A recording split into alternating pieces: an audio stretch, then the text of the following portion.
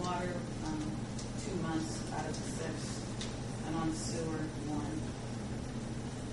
out of the 6. So it does make a difference.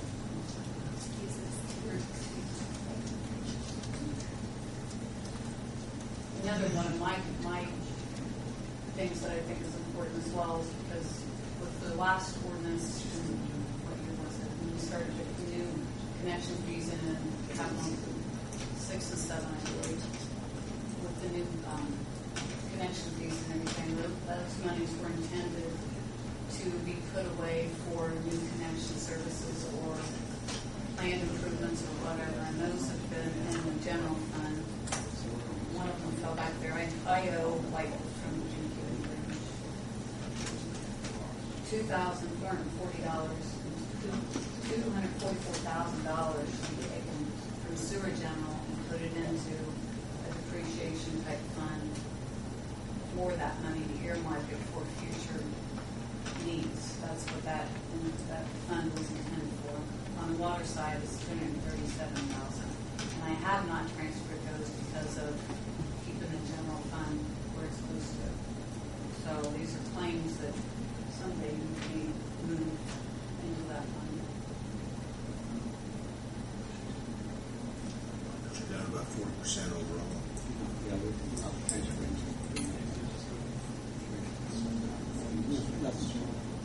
I'm sorry. Yeah, you probably did. It's just where they provided to the customers' accounts, and yeah, some of them I did remove it when I couldn't do it. I didn't, so I had to sit and make it and create claims to that. And they did not know that. I was just trying to grab it any bit of information that might be helpful at this stage. One quick question, Donna, back. You mentioned you billed Honda for an additional $100,000. That's a service agreement that was done Okay. years ago. So the $204,000 figure you gave us a while ago for water was effective, was it June this year? The end of June, yes. Okay, that's for balance. In water general, Okay. just in the operating fund. The other funds I didn't give you figures on those. Those are all pretty well the same. The Honda money was not a portion of that, didn't factor into that $204,000. That's part of operations. So had we not got $100-some thousand from Honda, we would be down to $100,000, 90, 100. And that's just on the water utility. Yeah. Okay. Now, this year, since Honda's been operating, more, the year before, probably they might have used less, and you probably got, and that's a minimum payment. Yes. So they had to make a payment at the end of the year, but in the future, they might be using over the minimum, so you're not going to get it. You're not going to get that one payment lump sum again. Yeah. It probably won't happen again, but that is a safety factor that was put in. And in this case, it was good we had it. But in the future, most likely, like David said, we won't. 200-some thousand we didn't have to process, and we didn't have to administer it, deliver it. Next year, even if they pay the bare minimum and that's what they use, it's going to cost us more to process it. Yeah.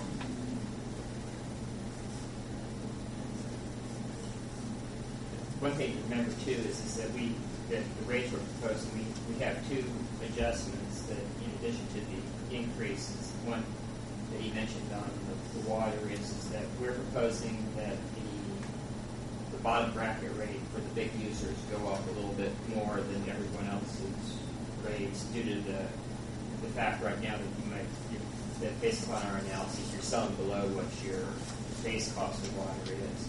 So the largest users will see a little bit bigger increase than everybody else due to that the bottom bracket on the rates.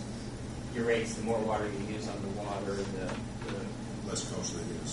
the rate goes down. So we've taken that into account. And then, as Andre mentioned too, on the sewer, that we're proposing, and based upon your request, that we put in a summer sprinkling credit so that your users for their summer months water usage will be based upon the average of their winter months, so they won't be penalized for maybe water that doesn't enter the sewer system. So even though they may see an increase, they might see some decrease too due to the fact that their summer bill will be maybe less than it would have been. Does that make sense? Actually, in a sense, penalizing somebody if they're going to be sprinkling their lawn a little higher rate, but then we're going to try and give them credit because they're sprinkling their lawn and using more water. Why do we give them a discount? Why don't we just not charge them more? Or should, I'm thinking maybe if they use more water, they should pay a little bit more. But then to turn around and give them a credit for it, that doesn't make sense to me. It just It's just on the sewer. You But pay for the still, water. it's kind of counterproductive to me a little bit. But you know, I understand what you're saying. Yeah. But is it right to charge them for a service they're not using? Because they're going to get, okay. So you were just talking on sewer. Yeah. Right. Not water. We had discussed that though in the past. I think at one. Metering the water Yeah. for that type of purpose. Okay.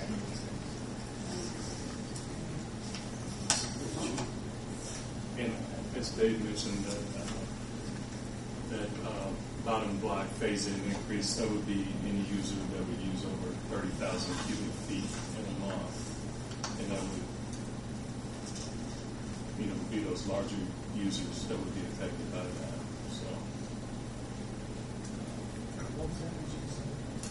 So the phase-in is, we basically looked at, based on your brackets, as you use more water, it's a declining block, and so the rate is less.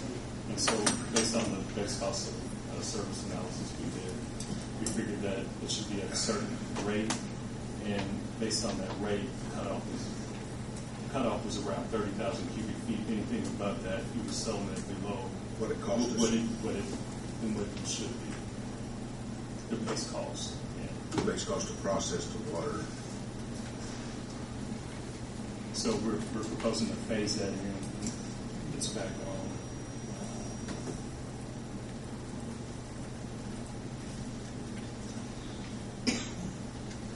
Back on this page. I have double stock.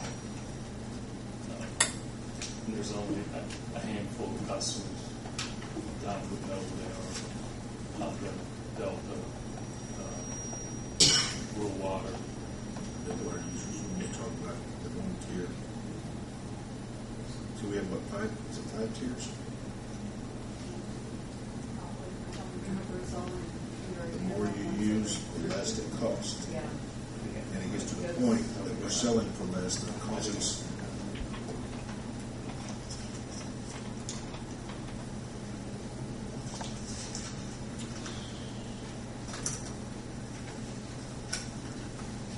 And Donna, Jeff, Rick, refresh my memory. When you guys sat down and decided all the purchases that you'd like to make over the years, and that was calculated.